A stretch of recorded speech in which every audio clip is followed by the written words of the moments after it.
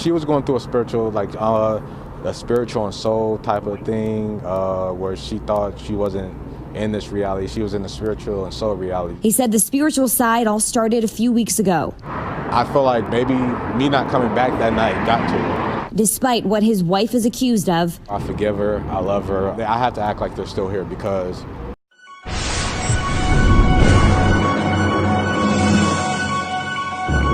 Hi, this is Eric J coming at you with street news. No, we ain't professional and neither is this story. So look, 26-year-old Amanda Jefferson was charged with 2 counts of murder after her boyfriend called 911 and said, "I think she just killed the children."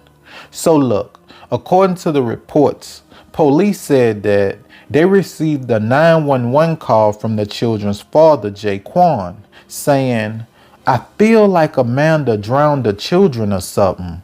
He said, "When I found them, they were stacked on top of each other in a bassinet." He said, "I asked Amanda, why are they stacked on top of each other?" And she didn't say nothing. She just shrugged her shoulders. And when I went to check on the children, I realized that they were cold and that they were not breathing. I then looked at Amanda again and she just shrugged her shoulders and said, "I bet their organs are worth a lot of money." Medical professionals who arrived on the scene said they also heard Amanda commenting on how much the children's body parts may be worth. Police said they questioned Amanda and she denied having children, and she also denied knowing Jaquan. Lily. Hi, baby. We had them 11 months apart because we wanted them to be close and just grow together and just live forever. Instead, the lives of 2-month-old Lily and 1-year-old Rose were tragically cut short. Rose was my big juice and Lily was my brown sugar. Jaquan Singleton told me he left them with their mom, Amanda Sharp Jefferson, Thursday night so he could be with his other daughter, Violet, at his grandmother's. I see Rose, I see Amanda, I see Lily. Everything's good. I was like around 7 something. I'm giving them kisses, I give them hugs. I'm like, I'll see y'all tomorrow. That was the last time he saw his 2 youngest daughters alive. When he got back to the apartment around noon on Friday, I see Rose and Lily like over there. He said they were in the living room, laying down. Rose was on top of Lily. Amanda was home. Take this coat off, put it on my bed and stuff. And I'm like, but as I'm doing that, she's like, shh, shh, shh. He said he thought they were asleep until Feel Lily's head. I'm like, she's kind of cold. After a few minutes of trying to get a response, it clicked, and he confronted Amanda. I'm asking, like, what did you do to my daughter? What did you do to my daughter? And she's like, shh, shh. Jaquan said he called his mom, then called 911. He said Amanda never did. She's super calm, cool, and collective about it. Literally putting her clothes on, nothing, talking about can we sell the organs and stuff. He told me he thinks the girls were drowned. That day when I seen them, I died. I still feel dead. I feel blank, I'm numb. In Amanda's arrest report, it said she told officers she didn't know Jaquan and denied having any children. She was going through a spiritual and soul type of thing, where she thought she wasn't in this reality. She was in the spiritual and soul reality. He said the spiritual side all started a few weeks ago. I feel like maybe me not coming back that night got to her. Despite what his wife is accused of, I forgive her, I love her. I have to act like they're still here because the only way I can carry on their legacy is just like, just stay positive. He told me he, Amanda, Rose, and Lily went everywhere together. If I walk around with anger, hatred, I'm not going to be able to get through this situation. Now he walks alone, without his big juice or brown sugar. Life will never be the same.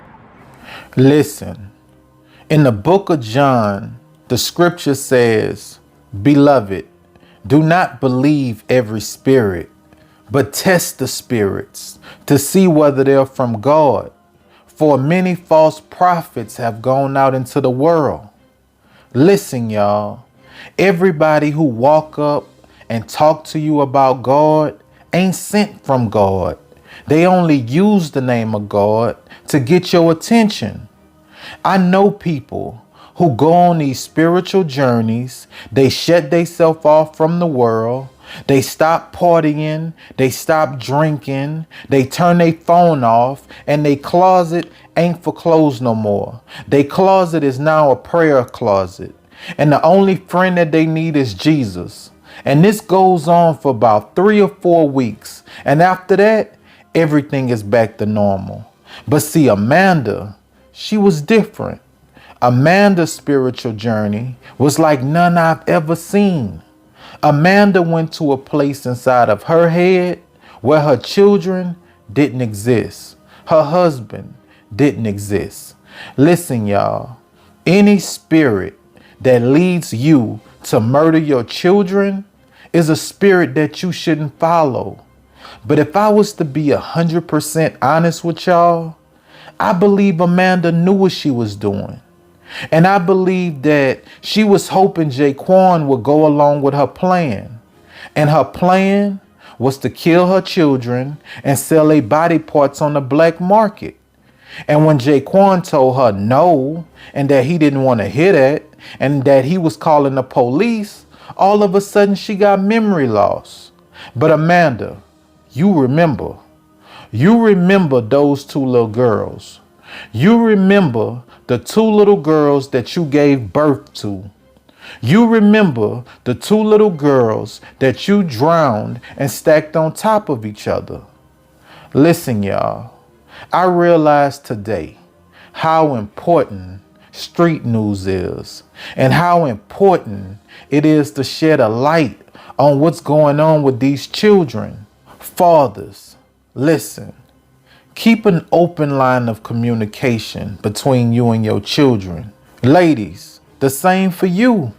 If you lost your child in a custody battle because the judge felt like his daddy's life was more stable than yours because he have a good job and he married and he could afford to give his son his own room, listen, that's still your son over there.